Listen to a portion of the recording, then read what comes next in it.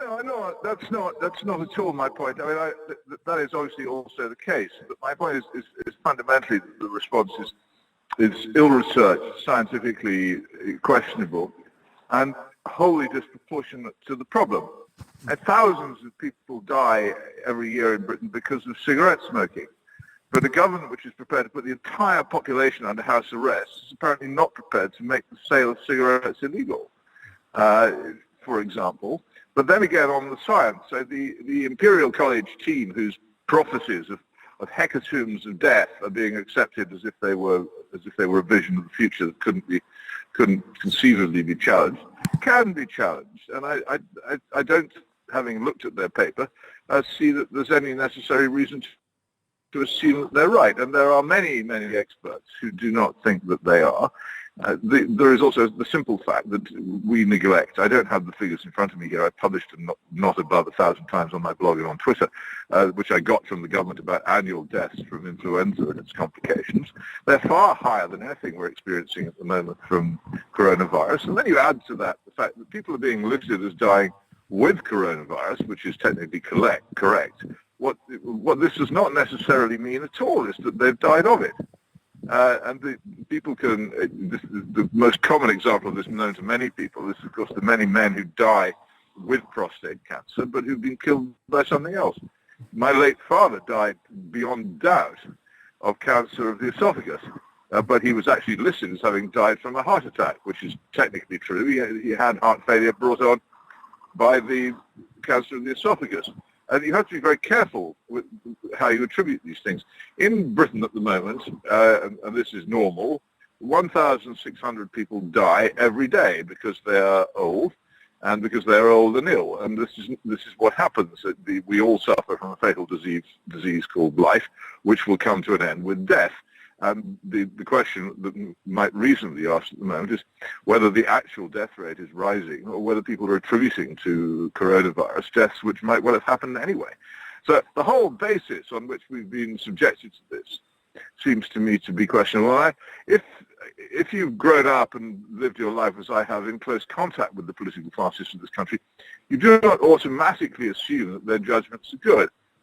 In fact, rather to the contrary, and I don't see any sign at all that these people have considered this. They've jumped to a conclusion and pursued it. My favorite metaphor of this is a man gets pneumonia, who goes to the doctor, who has no real idea what to do, but proposes to amputate his leg. The man eventually recovers from pneumonia, but only has one leg, and the doctor then says that he cured him.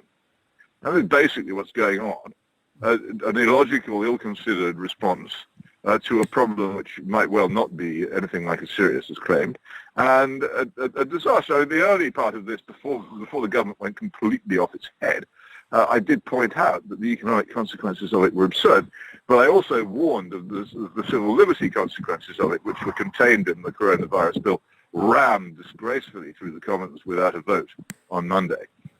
What I didn't realize was how quickly the government would reach for the tools of repression and social control to try and control the disease. You have all kinds of evidence. Again, I cite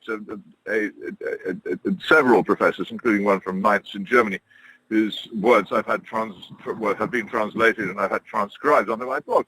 He's an expert in this matter of great experience and wisdom, and he says the whole thing is crazy. And he's not alone. And you get that Professor Ioannidis of Stanford University, United States, he says the figures being bandied about of death rates for coronavirus are statistical absurdities. It simply isn't true what people are saying. And then again, you look at places like Japan, where they have not adopted these methods and where the disease is not spreading particularly. And people keep telling me that it's testing and isolation which have kept it down in South Korea. But actually, I don't think that's true. It simply did not spread to the extent in South Korea that it did in China.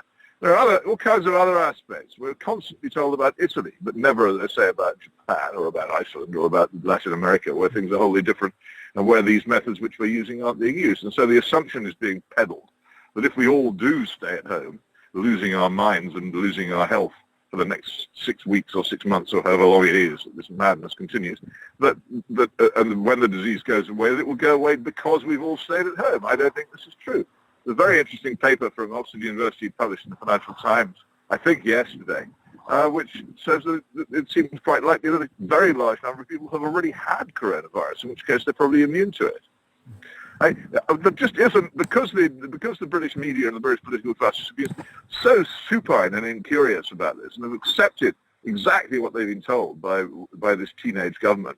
We're entirely without a serious debate on the matter. Almost everything I've said to you will be wholly unknown to 99% of the citizens of this country because of the complete dereliction of most of the media in discussing the matter. It's shocking to me. We will make America great again.